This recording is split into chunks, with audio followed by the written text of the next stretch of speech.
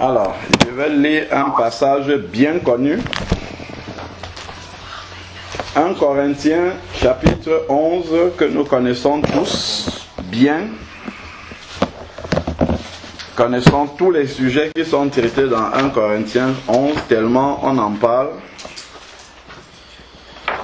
que vous allez voir qu'on n'a pas encore fini de parler suffisamment de 1 Corinthiens 11. Alors, 1 Corinthiens 11, du verset 2 au verset 16, je vais simplement lire, je lis dans la Bible David Martin. Or, mes frères, je vous loue de ce que vous vous soumettez de tout ce qui me concerne. Vous vous souvenez autant pour moi de tout ce qui me concerne et de ce que vous gardez mes ordonnances comme je vous les ai données. Vous gardez mes ordonnances comme je vous les ai données. Alors, verset 3 maintenant. Mais, donc, vous connaissez déjà ce que je vous ai appris, mais le mais introduit justement quelque chose de nouveau qu'il veut enseigner que les Corinthiens peut-être ne savaient pas. Alors, il dit, mais je veux que vous sachiez. Donc, il y a quelque chose qu'il faut savoir. Pour comprendre tout l'enseignement qui va suivre, il y a quelque chose qu'il faut savoir. Si on ne sait pas cette chose-là, si on ne reconnaît pas cette chose-là, si on n'admet pas cette réalité-là, tout l'enseignement qui va venir, on sera voilé là-dessus. Ça sera obscur pour nous. Bon, qu'est-ce qu'il veut donc que nous sachions? Il veut que nous sachions que le chef de tout homme, sans aucune exception, qu'il soit païen ou qu'il soit chrétien, c'est Christ. Le chef de tout homme, c'est Christ. Voilà ce que Paul veut que nous sachions. Le chef de tout homme, c'est Christ. Et le chef de la femme, c'est l'homme. Et le chef de Christ, c'est Dieu. Donc, par chef, on entend bien la tête, le responsable. Donc, en fait, ici, qu'est-ce que l'apôtre nous dit dans le verset 3? Il nous présente le gouvernement de Dieu. Voici comment est organisé le gouvernement de Dieu. Il ne s'agit pas d'une hiérarchie, hein. C'est pas comme à l'armée où on a le capitaine. Non, c'est le gouvernement de Dieu selon les rôles. Comment est-ce que les rôles sont répartis dans le gouvernement de Dieu? Il y a Christ qui est le chef de tout homme. Et ensuite, il y a l'homme qui est le chef de la femme. Et Dieu qui est le chef de Christ. Voilà le gouvernement de Dieu. Donc, ça, c'est ce qu'il faut qu'on sache. Donc, maintenant, tout ce qui va découler par la suite vient de ce verset 3-là. Si on ne le sait pas, tout ce qui vient après, c'est même pas la peine d'entrer là-dedans. Verset 4 maintenant. Il dit, tout homme, donc, la conséquence du verset 3, la conséquence de savoir ce qui est écrit dans le verset 3, la conséquence de savoir quelle est l'organisation du gouvernement de Dieu, ça commence au verset 4, c'est que puisque le gouvernement de Dieu est organisé tel que le verset 3 nous le dit, tout homme donc, homme, c'est une des constituant une des composantes, voilà, du gouvernement de Dieu, l'homme. Donc, tout homme, puisque Christ est le chef de tout homme, il dit donc qu'à cause de cela, tout homme qui prie ou qui prophétise, ayant quelque chose sur la tête, déshonore sa tête. Donc, déshonore son chef. S'il prie avec quelque chose qui est sur sa tête, c'est bien écrit là dans David Martin, c'est très explicite même en fait. S'il prie avec quelque chose sur sa tête, il déshonore son chef. Sa tête. Continuons donc. Alors, maintenant, verset 5. Mais toute femme, la femme aussi fait partie du gouvernement de Dieu qui est cité là dans le verset 3 et elle a un rôle. Donc, à cause justement de ce rôle-là qu'elle a dans le gouvernement de Dieu, Mais toute femme qui prie ou qui prophétise sans avoir la tête couverte déshonore sa tête, déshonore celui qui est son responsable, car c'est la même chose que si elle était rasée. Donc quand Dieu regarde cette femme-là, c'est comme si sa tête était un peu comme la mienne, mais sinon encore plus bas. Bon, voilà, continuons maintenant, verset 6. Si donc la femme n'est pas couverte, donc n'a pas quelque chose sur sa tête, qu'on lui coupe les cheveux, or, s'il est déshonnête à la femme d'avoir les cheveux coupés ou d'être rasée, qu'elle soit couverte. Donc qu'elle mette une couverture, qu'elle recouvre justement sa chevelure. Continuons maintenant, verset 7. Car pour ce qui est de l'homme, il ne doit point couvrir sa tête. Il explique maintenant, puisque l'homme est un des membres du gouvernement de Dieu, et la parole de Dieu lui demande de ne pas couvrir sa tête quand il prie. Il va maintenant entrer dans l'explication spirituelle. Pourquoi est-ce que Dieu demande cela? Car, je suis au verset 7, 1 Corinthiens 11, verset 7. Car pour ce qui est de l'homme, il ne doit point couvrir sa tête, vu qu'il est l'image de Dieu. Parce qu'il est l'image de Dieu, il ne doit donc pas couvrir sa tête. Mais la femme est la gloire de l'homme. Voilà pourquoi elle doit couvrir sa tête. Donc, continuons. Verset 8. Parce que l'homme n'a point été tiré de la femme, mais la femme a été tirée de l'homme. Donc il revient sur la genèse de la création. Donc la création est l'image aussi du gouvernement de Dieu. Parce que Dieu existe de toute éternité avec Christ. Et maintenant Dieu a commencé par créer l'homme. Et après avoir créé l'homme, il a tiré la femme de sa côte. Donc voilà comment le gouvernement de Dieu, les responsabilités sont établies. Même dans l'ordre de la création, ça s'est fait dans cet ordre-là. Et c'est l'ordre que Dieu a établi dans ce gouvernement-là. Continuons. Alors, donc on voit que nous sommes vraiment dans la profondeur spirituelle ici de l'explication. Il ne s'agit pas simplement de poser quelque chose sur la terre, mais il y a une profondeur spirituelle là-dedans que l'apôtre est en train justement d'expliquer en profondeur. Continuons maintenant. Verset 10. C'est pourquoi la femme, à cause des anges, doit avoir sur sa tête une marque qu'elle est sous la puissance de l'autorité dont elle dépend, en fait. Voilà. Donc, ensuite, maintenant, toutefois, ni l'homme n'est point sans femme, ni la femme sans homme en notre Seigneur. C'est vrai que des fois, David Martin, c'est un peu compliqué, c'est le français ancien. Alors, continuons maintenant. Car, comme la femme est par l'homme, aussi l'homme est par la femme. Donc, dans d'autres versions, on dit l'homme a été tiré de la femme, né de la femme en fait, c'est ce que ça veut dire. Mais, toute chose procède de Dieu, donc vient de Dieu. Jugez-en vous-même. Jugez-en vous-même, est-il convenable que la femme prie Dieu sans être couverte, donc sans avoir la marque de l'autorité dont elle dépend, sans avoir la marque justement de sa responsabilité dans le gouvernement de Dieu. C'est ce qui est dit. Verset 14 maintenant.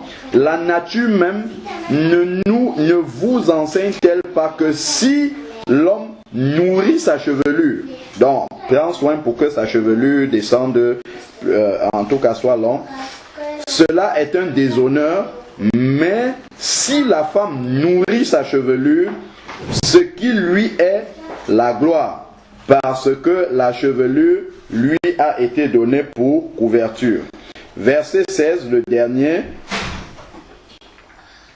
Que si quelqu'un aime à contester, nous n'avons pas une telle coutume, ni aussi les églises de Dieu. Donc, si quelqu'un conteste cet enseignement-là, c'est même pas la peine de discuter avec lui parce que c'est pas l'habitude des enfants de Dieu.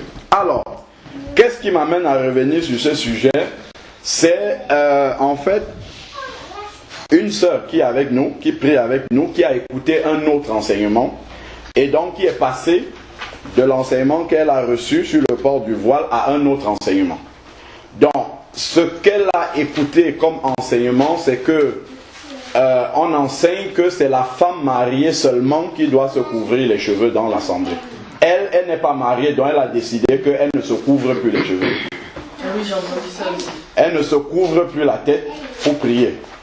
Et donc la question qu'elle me pose, c'est est-ce qu'elle peut revenir prier avec nous, sachant qu'elle ne se couvre plus la tête. Donc voilà pourquoi, justement, on doit revenir sur l'enseignement et reposer les fondements, les bases. Voilà. Bon. Donc, on va donc rentrer là-dedans. C'est pas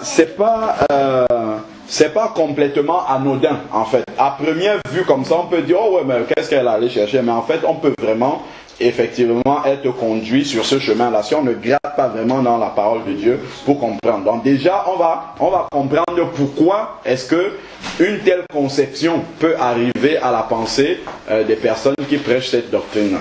Alors, déjà, le mot voile dont il est question, dans d'autres textes c'est voile, ici, là, dans David Martin c'est la couverture, c'est de la couverture dont il s'agit. En fait, le mot grec d'origine, ça se dit, moi je ne parle pas le grec, donc je ne sais pas si je vais bien prononcer, c'est gun, c'est G-U-N-E, donc c'est gun que ça se dit. Et ce mot-là, j'ai regardé la signification dans le dictionnaire de traduction du grec au français.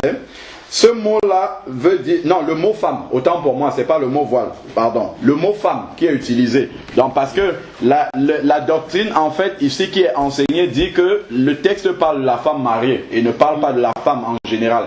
Donc, la question, c'est de se demander, est-ce qu'on parle, effectivement, Paul parle de la femme mariée qui doit se voiler, ou alors, est-ce qu'on parle de toutes les sœurs qui sont dans l'assemblée?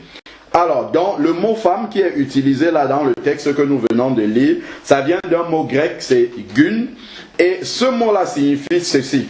Ça signifie femme de n'importe quel âge. Première chose, femme de n'importe quel âge, vierge, mariée ou veuve.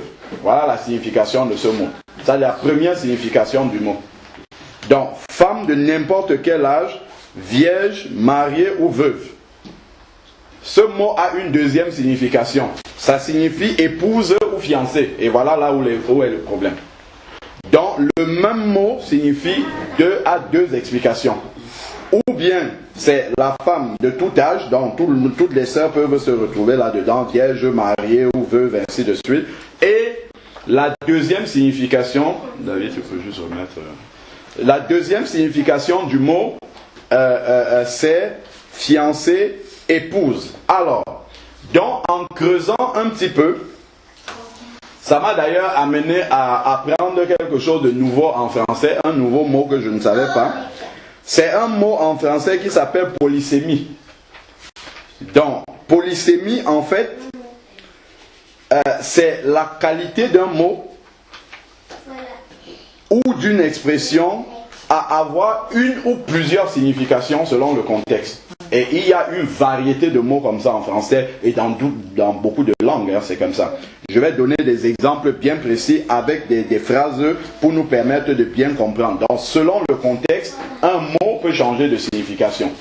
Je prends par exemple le mot rouge. Bon, a priori comme ça, si je dis rouge, on va peut-être penser à la couleur rouge. Le sac là-bas, il est rouge.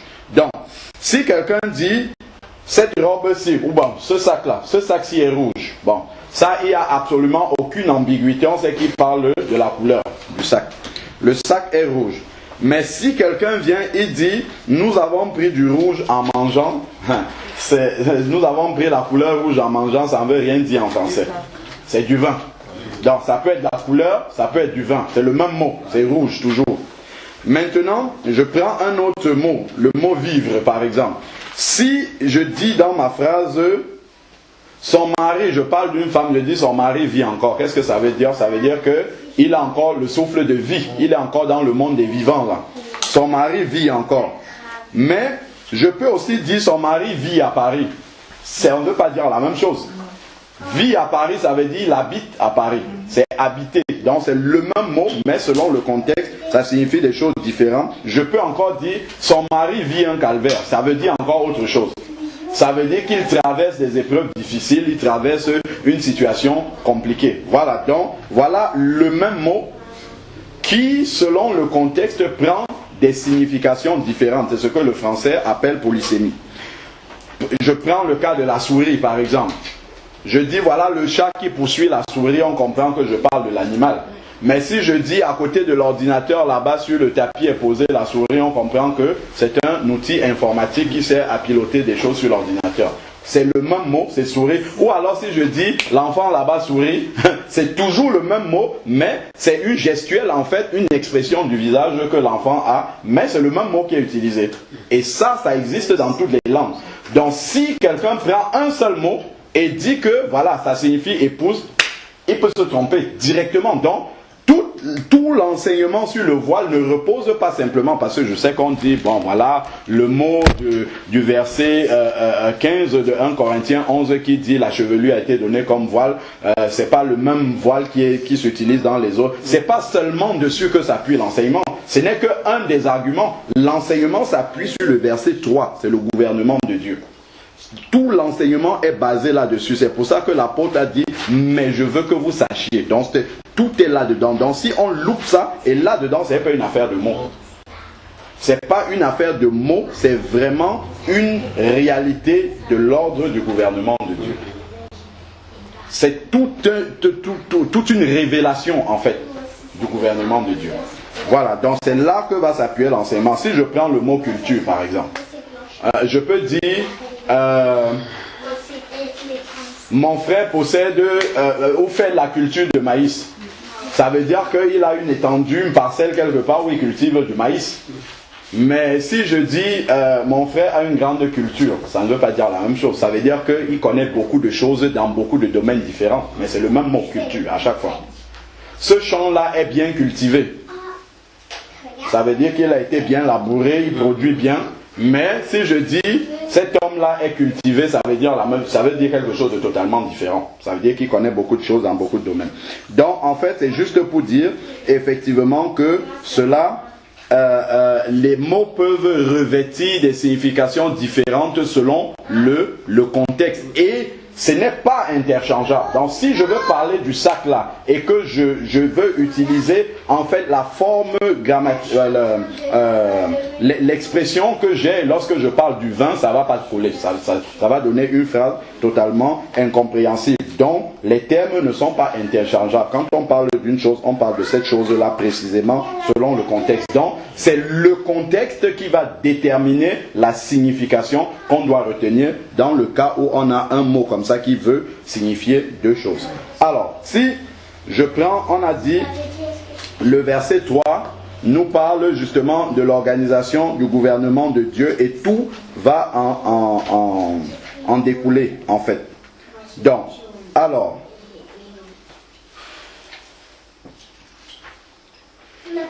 c'est l'organisation, comme on a dit, du gouvernement de Dieu. Lorsque on regarde les constituants du gouvernement de Dieu dans le verset 3, on nous parle de l'homme, de la femme, de Dieu, de Christ. Est-ce qu'il s'agit de la femme mariée là? Parce qu'au verset 3, on n'a pas dit que l'homme est le chef de sa femme. Voilà. Il est le chef de la femme. Voilà, donc en fait ici on nous parle des genres. Il y a Dieu, Dieu n'a pas de genre. Dieu n'est pas masculin, il n'est pas féminin. Il y a Dieu qui est au-dessus du genre. Et maintenant Dieu a créé deux genres. Et il a positionné justement chaque genre à qui il a donné une responsabilité justement. Et de tout cela découle ce qui va suivre. Donc et à une personne maintenant, à une des composantes du gouvernement de Dieu, Dieu dit, bon, toi tu vas porter le voile pour marquer la différence, pour faire la différence. Donc, voilà de quoi il est question ici là. Alors, donc, et ça, on a bien compris que ça ne repose pas sur la situation matrimoniale de la personne. Ça serait vraiment très surprenant que Dieu veut que dans son église, quand on arrive comme ça, sur un aspect visuel, on voit directement qui est marié et qui ne l'est pas. Je ne vois pas l'intérêt. Je ne vois absolument aucun intérêt que Dieu aurait à faire une différence parmi les sœurs, celles qui sont mariées et celles qui ne le sont pas, une différence visuelle comme ça. Je ne vois pas quel serait le but spirituel derrière. Mais par contre, toute la différence entre le genre masculin et le genre féminin, il a déroulé ça ici. Et ça part de la création, ça part des anges, de la présence des anges et ainsi de suite. Alors, maintenant, il nous est dit ici que verset 6, qui nous dit si elle ne porte pas la marque de l'autorité dont elle dépend, c'est comme si elle était rasée. Donc, ici, on nous parle de comment Dieu voit une femme qui n'est pas voilée pendant qu'elle est en train de prier. Il la voit comme étant rasée, mais il ne parle pas en fait d'une femme qui soit mariée. C'est pas sa situation. C'est pas parce qu'elle est mariée et qu'elle prie sans couvrir les cheveux que Dieu voit qu'elle a le crâne rasé. C'est tout simplement parce qu'elle est une femme et qu'elle a les cheveux longs derrière. Que si elle ne couvre pas ses cheveux longs là, alors Dieu, lui, il la voit comme n'ayant rien sur sa tête, n'ayant même pas de chevelure sur sa tête. Si je prends maintenant le verset 7, qui nous dit, car pour ce qui est de l'homme, il ne doit point couvrir sa tête, vu qu'il est l'image et la gloire de Dieu. Donc l'homme est le reflet de la gloire de Dieu. Or nous savons que lorsqu'on a parlé de prier et prophétiser, ça c'est ce que les enfants de Dieu font lorsqu'ils se réunissent. Et lorsqu'on se réunit, on sait bien que toute gloire humaine doit être cachée et seule la gloire de Dieu doit être visible. Voilà pourquoi l'homme ne doit pas couvrir la gloire de Dieu, puisqu'il reflète cette gloire-là. Donc la gloire de Dieu doit être visible. Voilà pourquoi l'homme ne doit pas la cacher. Quand on parle de l'homme, imaginez-vous que Dieu dise maintenant, en fait c'est seulement l'homme marié qui est l'image de la gloire de Dieu. C'est ça si on veut rester cohérent. Est-ce que seul l'homme marié est l'image de la gloire de Dieu? Pas du tout. Pas du tout. Imaginons-nous que bon, ok, moi je suis marié, frère Nicanor ne l'est pas. Donc frère Nicanor peut mettre son chapeau, il n'y a pas de souci. S'il prêche la parole, il prêche en chapeau et ainsi de suite. Et moi je ne l'ai pas. Ça n'a absolument aucun bon sens même, aucune cohérence par rapport à la parole de Dieu. Donc c'est vraiment une affaire de genre, le genre masculin et le genre féminin que Dieu a créé lui-même. Donc Dieu ne parle pas là de l'homme qui est marié.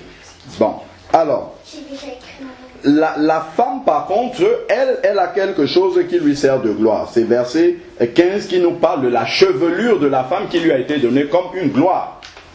Et nous comprenons bien que toute gloire doit être cachée devant Dieu. Donc voilà pourquoi la beauté, cette beauté-là, qui est une gloire pour la femme, pendant le culte tout au moins, elle doit couvrir cette gloire-là pour laisser juste la gloire de Dieu être manifestée et ne pas manifester une gloire humaine au milieu du culte qu'on rend au Seigneur. Voilà, et là, je crois que autant la femme mariée que la femme non mariée a de longs cheveux. On n'a pas dit, le texte ne nous dit pas que la chevelure est une gloire uniquement pour une femme mariée. Ça n'a même pas de sens. C'est la même chevelure. Elle est longue autant pour la femme mariée que pour la femme qui n'est pas mariée.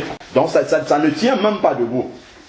Donc on ne peut pas partir d'un mot comme ça et bâtir une doctrine. Je ne sais même pas comment est-ce qu'on peut arriver à expliquer cette doctrine-là. Alors, donc, continuons maintenant. Donc, toute gloire doit être cachée devant le Seigneur. Si je prends le verset 8 et verset 9,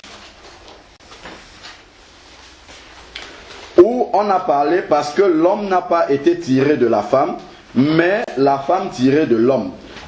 Ici, en fait, on est dans l'ordre de la création. La femme qui est tirée de l'homme, l'homme n'est pas encore marié. Donc, on ne peut même pas dire qu'il s'agit d'un homme marié. Donc c'est l'ordre de la création, comme on est en train de le dire depuis le début, qui se matérialise également dans l'Église, comme ça, de façon visible, au travers d'une différence de présentation physique des enfants de Dieu. Donc, voilà, c'est pas la situation matrimoniale des enfants. La situation matrimoniale est terrestre, elle est charnelle. C'est que tu sois marié aujourd'hui, demain le mari n'est plus là, ainsi de suite. Mais ça ne change pas ton identité. Ton identité de femme ou d'homme. Tu resteras une femme mariée ou pas. Tu resteras homme marié ou pas. Ça ne va jamais changer. De la même façon que l'ordre de la création ne va jamais changer. Tant que tu es vivant, tu ne vas pas changer de sexe. Tant que, normalement, parce que bon, maintenant on écoute beaucoup de choses. En tout cas, tant que tu es vivant, tu ne vas pas selon Dieu. Si Dieu t'a créé homme, tu seras toujours homme. De la même manière que Dieu a créé une fois pour toutes l'homme en premier et il a tiré la femme de sa côte. Voilà. Bon, on avait dit dans le verset 10 qu'il parle à cause des anges. C'est pourquoi la femme à cause des anges doit, je crois que c'est le frère Charles qui avait eu une révélation par rapport à ça, Genèse 6. Lorsque les fils de Dieu, parlant des anges, vu que les filles des hommes étaient belles, ils sont descendus, ils ont pris pour épouse au milieu des enfants de Dieu. Dieu s'est repenti. Dieu a dit que son esprit n'habiterait pas toujours dans l'homme, ainsi de suite. Et le frère avait eu cette révélation que dans la nouvelle création qu'est l'Église, Dieu a marqué cette différence-là pour que si cela devrait encore se produire, que les anges même sachent que la femme a une autorité au-dessus. Et comme le message nous a dit hier, on doit passer par cette autorité-là pour atteindre la femme derrière. Voilà, donc cette marque-là, et ça, qu'est-ce que ça voudrait dire? Si on suppose que seules les sœurs mariées doivent couvrir la tête, donc si les anges, ces anges-là, les fils de Dieu, là, s'ils reviennent maintenant, ça veut dire qu'ils peuvent librement se diriger vers des sœurs qui ne sont pas mariées et en faire leur concubine, avoir des enfants avec eux, et on retourne dans l'époque des géants dont nous parle Genèse 6. Voilà, les enfants d'Anak, ainsi de suite. Voilà, donc on voit que tout ça, c'est vraiment basé sur peu de choses. Ça ne peut pas tenir avec la parole de Dieu.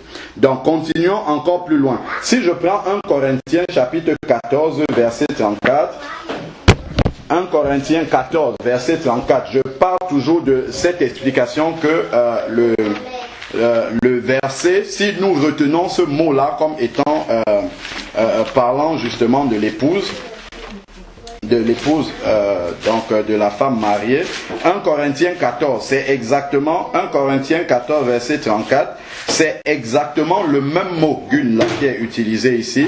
1 Corinthiens 14, verset 34 qui dit que les femmes se taisent dans les assemblées car il ne leur est pas permis de parler, mais qu'elles soient soumises, comme le dit aussi la loi. Donc, cela voudrait dire que dans les assemblées, seules les sœurs mariées doivent se taire et les autres peuvent parler comme elles veulent. Ça, c'est une aberration quand même. Il faut qu'on continue à regarder. Allons maintenant aussi dans 1 Timothée 2, verset 11. 1 Timothée chapitre 2, verset 11, qui nous dit que la femme s'instruise en silence avec une entière soumission. Donc seules les sœurs mariées doivent donc écouter en silence et se soumettre. Les autres ne doivent être soumises à rien et doivent faire ce qu'elles ont envie de faire. Non. Verset 12 maintenant. Je ne permets pas à la femme, c'est le même mot là, c'est le même gun qui est utilisé ici, d'enseigner ni de prendre l'autorité sur l'homme, mais qu'elle demeure dans le silence. Donc ici, je dis donc que ça s'adresse à la femme mariée, donc seule la femme mariée n'a pas le droit d'enseigner, les autres sœurs, elles peuvent enseigner. C'est ce que ça veut dire. Il faut qu'on aille jusqu'au bout avec cette explication-là.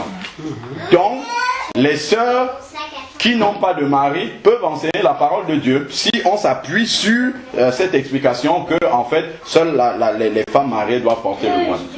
Voilà, donc on voit qu'on arrive vraiment à des aberrations vraiment très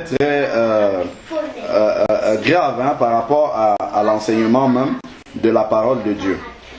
Et si vous allez fouiller dans la Bible, vous n'allez jamais trouver dans le Nouveau Testament une femme qui a un ministère d'enseignement, qu'elle soit mariée ou pas mariée. Donc il faudrait qu'on ait un exemple pour pouvoir s'appuyer là-dessus. Donc, prenons maintenant Éphésiens 5, les versets qu'on n'aime pas. Éphésiens 5, 22, bon, je ne vais pas parler de ce qu'on n'aime pas dedans, mais plutôt d'autres choses. Femmes, c'est le même mot encore. Femmes, soyez soumises chacune à vos maris comme au Seigneur, car le mari est le chef de la femme. Donc il répète encore le gouvernement de Dieu. C'est le même mot femme qui est utilisé. Mais ici, on peut comprendre que là, il faut prendre la deuxième explication. Là, c'est d'épouse qu'il parle et de fiancée, parce que le contexte nous guide. On nous parle du mari. Voilà, c'est des devoirs domestiques et on parle du mari. Donc, directement, le contexte même nous permet de comprendre qu'il s'agit de la fiancée ou en tout cas de la femme mariée. Donc, c'est vraiment le mot épouse ici. Donc, on est vraiment avec le mot, l'explication qu'on a vu au début de polysémie. C'est le même mot, mais dans ce contexte ici, tu ne vas pas prendre la femme en général. Si je prends la femme en général, je dis, bon, soyez soumise. Ça veut dire que je peux arriver chez une sœur qui n'est pas mariée, je lui dis, bon, moi, je veux manger du poisson aujourd'hui, sers-moi du poisson. Elle doit obéir. Non, c'est pas vrai. C'est pas ma femme. Donc, encore même, ça serait ma femme. Je ne sais pas dans ces termes-là qu'il faut parler. Donc, voilà, on comprend bien dans le contexte de Éphésiens 5 et verset 22 et suivant que là, vraiment pas la femme mariée. Donc, on voit vraiment que ici, on parle du mari, de la femme et ainsi de suite. Voilà, on sait l'explication qu'il faut prendre là-dedans. Alors, bon, la sœur a demandé si elle peut prier avec nous. Elle peut continuer à prier. Pour moi, je crois que le Seigneur ne me donne pas du tout la responsabilité de dire aux gens si vous pouvez prier ou pas prier, tout ça. Mais le verset 16 nous dit simplement une chose, c'est que nous ne nous plaisons pas à contester. Quand on a déjà donné l'enseignement, c'est clair. Si quelqu'un veut, il respecte. S'il veut, il ne respecte pas, c'est sa responsabilité avec Dieu. Dieu ne va jamais venir comme ça dans l'assemblée me dire pourquoi Vera là-bas ne respecte pas ce que tu enseignes. Pourquoi ça c'est son problème maintenant avec Dieu. Lui, il va me demander est-ce que tu as enseigné cela? Et c'est pour ça que je prends la peine de nous avertir par rapport à ça. Donc si la sœur revient et qu'elle dit ce qu'elle a compris, au moins, s'il y a d'autres sœurs qui veulent la suivre, elles auront déjà écouté l'enseignement. Elles sauront ce que la parole de Dieu dit. Maintenant, si elles veulent faire comme la sœur, ça, vraiment, elles sont libres de le faire. Mais ma responsabilité n'est pas du tout engagée par rapport à cela. Les seuls, en tout cas, les seuls motifs pour lesquels vraiment le Seigneur nous demande de ne pas nous assembler avec des bien-aimés, 1 Corinthiens 5, verset 11, nous parle de cela. 1 Corinthiens 5, verset 11. Donc, nous avons le devoir toujours de dire la vérité et de laisser. Il a dit, on ne se plaît pas à contester, on laisse. Si quelqu'un n'est pas convaincu, il fait comme sa conviction lui dit. Et c'est ce que j'ai dit à la sœur. Vraiment, moi, loin de moi, tu ne vas jamais me voir ça parce que tu n'es pas voilé. Non, pas du tout. Tu fais comme tu es convaincu. Si tu crois que c'est comme ça qu'il faut être, reste comme ça, fais-le. Et puis, ça, c'est pas de mon ressort. Alors, 1 Corinthiens 5, verset 11 dit, maintenant, ce que je vous ai écrit, c'est de ne pas avoir de relation avec quelqu'un qui, tout en se nommant frère, serait débauché, ou cupide, ou idolâtre, ou insulteur, ou ivrogne, ou accapareur, et même de ne pas manger avec un tel homme. Amen. Donc, si quelqu'un vit dans l'impudicité, le désordre, ainsi de suite, on l'appelle à se repentir. Il dit non, je veux continuer à vivre comme ça, mais je suis quand même un enfant de Dieu. Je lui dis stop. Tu n'as pas ta place au milieu de nous, continue à faire ça dehors. On voit bien que l'apôtre, quelque part, il dit j'ai livré un tel homme à Satan. Il y avait quelqu'un comme ça, dans le même chapitre, qui vivait avec la femme de son père. Et puis l'apôtre dit, mais comment vous laissez une telle personne au milieu de vous? Ne l'avez-vous pas livré à Satan? C'est le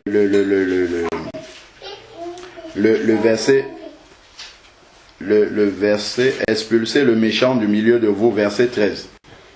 Expulser le méchant du milieu de vous. Donc quelqu'un qui vit dans le désordre comme ça, effectivement, voilà, ça c'est une raison valable pour dire, bon, ça, vraiment, on ne peut plus avoir de communion avec toi, mais pas sur le port du voile. Ça, mais ça ne veut pas dire qu'on est d'accord avec la personne.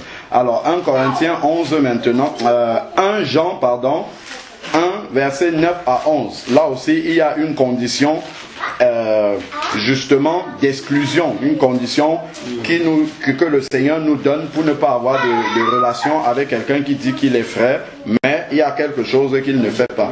Alors, donc c'est 1 Jean, chapitre... 1 Jean... alors non, c'est 2 Jean. Est-ce que c'est ça? Oui, c'est 2 Jean, autant pour moi. Donc, 2 Jean, versets 9 à 11. 2 Jean, verset 9 à 11 dit, si je commence même au verset 8, 2 Jean, verset 8 dit, prenez garde à vous-même afin de ne pas perdre le fruit de votre travail, mais de recevoir une pleine récompense. Quiconque va plus loin et ne demeure pas dans la doctrine de Christ. Non, je vais commencer à partir du verset 7 parce qu'on ne va pas comprendre de quoi il parle. Verset 7, 2 Jean, verset 7 dit, car dans le monde sont entrés plusieurs séducteurs qui ne confessent pas Jésus venu en chair. Quand il parle de qui ne confessent pas Jésus venu en chair, c'est qui ne reconnaissent pas la divinité de Jésus. C'est ce que ça veut dire. Donc, qui ne confesse pas Jésus venu en chair, voilà le séducteur et l'antichrist. Prenez garde à vous-même afin de ne pas perdre le fruit de votre travail, mais de recevoir une pleine récompense. Quiconque va plus loin et ne demeure pas dans la doctrine de Christ n'a pas Dieu. Celui qui demeure dans la doctrine a le Père et le Fils. Si quelqu'un vient à vous et n'apporte pas cette doctrine, c'est-à-dire ne reconnaît pas la divinité de Jésus, ne reconnaît pas Jésus venu en chair, qu'est-ce qu'il nous est dit? Si quelqu'un, verset 10, vient à vous n'apportant pas cette doctrine, ne le recevez pas dans votre maison et ne lui dites même pas salut. Donc, on ne doit même pas avoir de communion avec ces personnes-là. En fait, là, on parle des personnes endurcies déjà. C'est-à-dire que tu lui expliques, voilà, Jésus est Dieu, ainsi de suite. Il dit, bon, moi, je n'accepte pas ça, ainsi de suite. Tu lui dis au revoir. Ça, c'est ce que la Bible dit. Ne lui dis même pas salut. Car celui qui dit salut participe à ses mauvaises œuvres. Voilà. Amen. Donc, je crois que cette doctrine-là de la femme mariée seulement qui est concernée par le port du voile, je crois que ça ne tient pas selon la parole de Dieu. Donc, vraiment, on va simplement prier que le Seigneur ramène la sœur sur le droit chemin et qu'elle voit la vérité telle qu'elle est. Je sais que c'est une sœur qui aime la vérité, qui aime beaucoup même la vérité, qui cherche beaucoup. Mais souvent, quand on cherche beaucoup aussi, sans vraiment s'appuyer sur la parole de Dieu dans sa globalité, on peut se fourvoyer aussi. Parce que nous sommes vraiment dans les derniers temps où on peut être facilement ballotté à tout vent de doctrine. Donc, chacun va toujours venir dire, ah, il y a ci, ah, il y a ça. Il faut que tu passes d'une doctrine à l'autre comme ça sans te demander, mais c'est sur quoi repose d'abord ce à quoi je crois en ce moment. Je retourne dans le texte. Pas un seul mot. On ne peut pas te dire un mot. En un mot, ça renverse toute une doctrine que tu as reçue. Non, un mot ne peut pas faire ça. Expliquez-moi